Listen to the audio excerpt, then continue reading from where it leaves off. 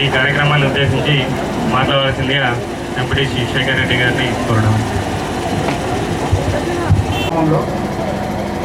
అంబేద్కర్ విగ్రహం ఏర్పాటు చేసుకోవడం చాలా సంతోషకరమైన విషయం.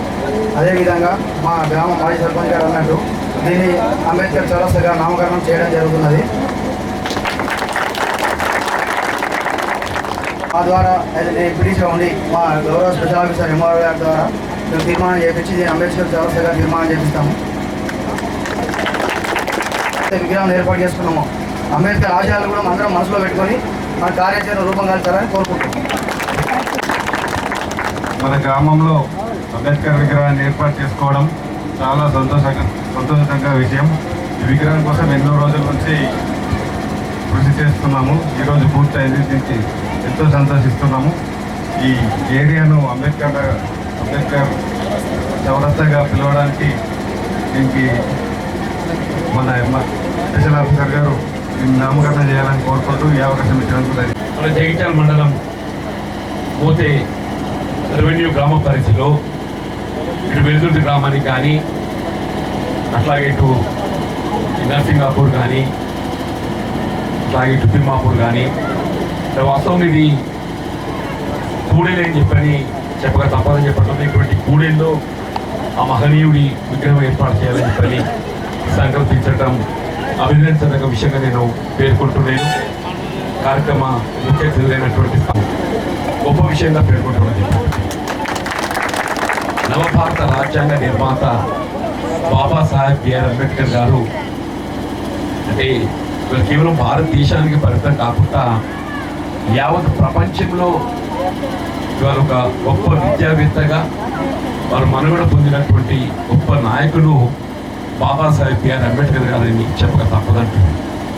ఇవాళ కూడా ప్రపంచంలోకి వెళ్ళి అత్యధికంగా కీర్తించబడుతున్నటువంటి నాయకులలో మరి బాబాసాహెబ్ బిఆర్ అంబేద్కర్ గారు ప్రథముడు అని చెప్పడం.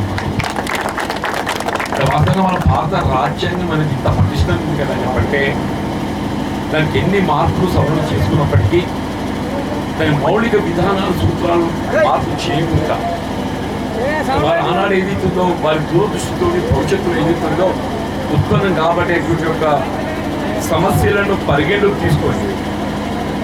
ఇక్కడ నూతన రాష్ట్రాల ఏర్పాటే కానీ రాష్ట్రాల విభజనే కానీ రాష్ట్రాలు సరిగ్గా ప్రభుత్వాలు ఏమైనా కానీ ఇవ్వండి, అటు కేంద్ర ప్రభుత్వం కానీ రాష్ట్ర ప్రభుత్వం కానీ గతంలో బాధ్యత నిర్వహించిన ప్రభుత్వాలే కానీ వాళ్ళు అమలు చేయి తలపెట్టేటువంటి ఏ సంక్షేమ కార్యక్రమం అయినా కానీ వారి ఆలోచనకు అనుగుణంగా రాజ్యాంగంలో పొందుపరిచినటువంటి ఒక ప్రాథమిక హక్కులకు అనుగుణంగానే అమలు చేయడం. వారు పొందుపరిచిన ప్రాథమిక హక్కులు విద్య, వైద్యం ప్రధానం. ఎంత నిరుపేద వర్గాలైనా కానీ వారి విద్య అనేది అన్నింటికంటే ఖచ్చిత ప్రాధాన్యమైంది. ప్రతి పౌరుడికి ఏదైతుందో విద్యా సౌకర్యం కల్పించేందుకు బాధ్యత ప్రభుత్వం. ఆ విధంగా ఏదైతే రాజ్యాంగం పొందుపరిచింది అట్లా వైద్యం కూడా చెప్పంటున్నా.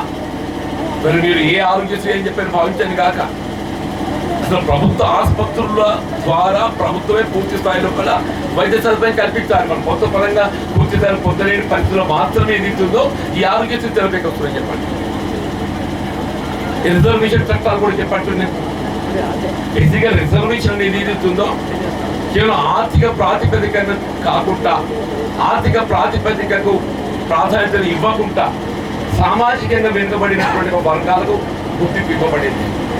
ఇప్పుడు దళితులు ఎస్సీలే కానీ ఎస్టీలే కానీ తదుపరి బలహీన వర్గాలే కానీ వారి ఉండే సామాజిక వెనుకబడుతనాన్ని పరిగణలోకి తీసుకొని వారికి విద్యలో ఉద్యోగాలలో మరి ప్రాధాన్యత కల్పింప చేయబడే విధంగా ఈ రిజర్వేషన్ సౌకర్యంతో పొందుపరిచింది చెప్పండి. దానికి అనుగుణంగానే వాళ్ళ దళితులు ఎస్సీ అంటే ఎస్టీ అది ఏ వర్గమైన కానీ చెప్పండి. మన దాంట్లో వివిధ వర్గాలు ఉన్నాయి. మనం ఏ వర్గమైన కానీ అక్కడ చెప్పండి. నేను మనం రిజర్వేషన్ సౌకర్యం పొందగలుగుతున్నామని చెప్పంటే అది బాబాసాహెబ్ బిఆర్ అంబేద్కర్ గారు రాజ్యాంగంలో పొందుపరచడంతో అవకాశం చెప్పండి కల్పించిందో కాంగ్రెస్ పార్టీకి. నేను సరే అదృష్టం మిత్రుడు సంజయ్ గారికి కలిసి వచ్చింది. ఆ గీతం కొంచెం తగ్గిపోయింది. మన అన్నారు కానీ గీతం తక్కువ వచ్చింది కానీ పూర్తిగా మంగళ ఆయన గీతం తగ్గిపోయింది కాబట్టి మేలు అయింది. అయినా కానీ మిత్రుల్లో ఇటు వాళ్ళు శాసనసభ్యుడిగా ఈ ప్రాంతానికి ఆబుద్ధి పాటుపడడం అనుకోనండి నాకు అవకాశం ఉందో అధికార పార్టీ నేను అనుబంధంగా ఉన్న శాసనమండలి సభ్యుడిగా ఉన్నా, ఇంకో సంవత్సర కాలం శాసనమండలి సభ్యుడిగా ఉంటాను. తర్వాత ఈ విధంగా ఉన్నా కానీ నా వంతు బాధ్యతగా అటు స్థానిక శాసనసభ్యులు వారు చేపట్టే కార్యక్రమాలు తోడు నేను కూడా మీకు తోడు ఉంటాయని చెప్పి అంటున్నా.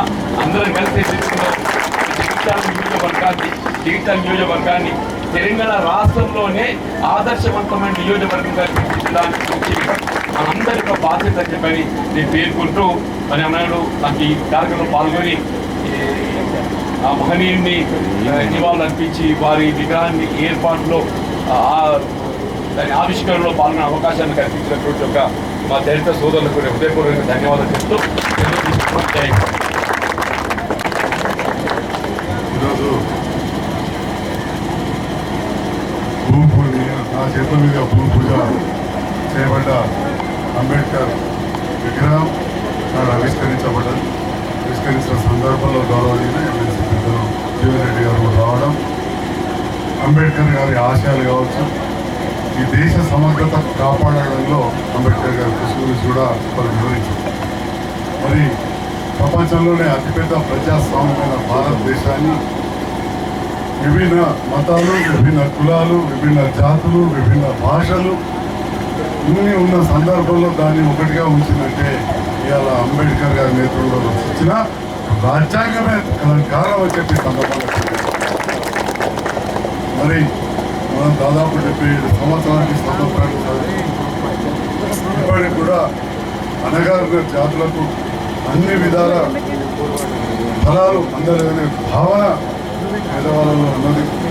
దళితులు కావచ్చు, గిరిజనులు కావచ్చు, వీళ్ళ బలమైన వర్గాలు కావచ్చు, ఈబీసీలు కావచ్చు, అగ్రవర్ణ పేదలు కావచ్చు. మరి అలాంటి వాళ్ళు కూడా ముందుకెళ్ళాలంటే మనందరం కూడా కలిసికట్టుగా ఉండి పేదరిక నిర్మూలన కోసం ఈ సమాజానికి కోసం మనం పాటుపడాలి. మరి ముఖ్యంగా అంబేద్కర్ గారు ఏ ఒక్క కులం గురించో ఏ ఒక్క మతం గురించో మనం పొందుపరచలేదు. అన్ని కులాలు, అన్ని వర్గాలు దేశ సమగ్రత బాగుండాలని చెప్పి రాజ్యాంగాన్ని రాసినారు. రాజ్యాంగాలు ఈ దేశ సమగ్రత కోసం. మరి అలాంటి మహనీయుడు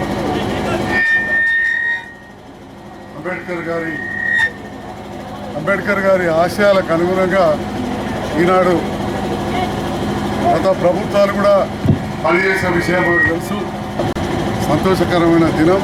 మన అంబేద్కర్ లాంటి మహనీయుడిని ఈరోజు విగ్రహాన్ని పెట్టడమే కాదు, మరి స్మరించుకుంటూ ఉంటాం.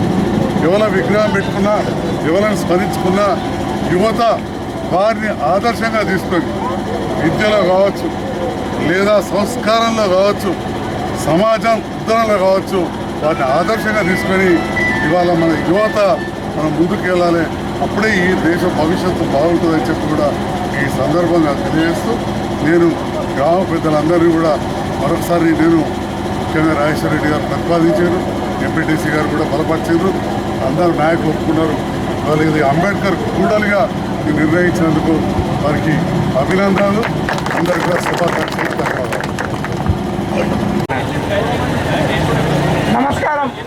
నమస్కారం సార్. అంబేద్కర్ విగ్రహ ఆవిష్కరణకు వచ్చిన